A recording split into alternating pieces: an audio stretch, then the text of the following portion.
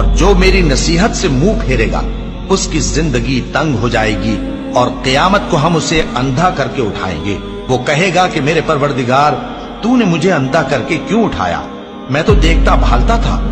اللہ فرمائے گا کہ ایسا ہی چاہیے تھا، تیرے پاس ہماری آیتیں آئیں تو نے ان کو بھلا دیا، اسی طرح آج ہم تجھ کو بھلا دیں گے۔ اور جو شخص حد سے نکل جائے اور اپنے پروردگار کی آیتوں پر ایمان نہ لائے، ہم اس کو ایسا ہی بدلہ دیتے ہیں، اور آخرت کا عذاب بہت سخت اور ہمیشہ باقی رہنے والا ہے۔ تو کیا یہ بات ان لوگوں کے لیے موجب ہدایت نہ ہوئی کہ ہم ان سے پہلے بہت سے فرقوں کو ہلاک کر چکے ہیں جن کے رہنے کے مقامات میں یہ چلتے پھرتے ہیں؟ عقل والوں کے لیے اس میں بہت سی نشانیاں ہیں، اور اگر ایک بات تمہارے پروردگار کی طرف سے پہلے صادر اور جزائے اعمال کے لیے ایک میعاد مقرر نہ ہو چکی ہوتی تو نزول عذاب لازم ہو جاتا۔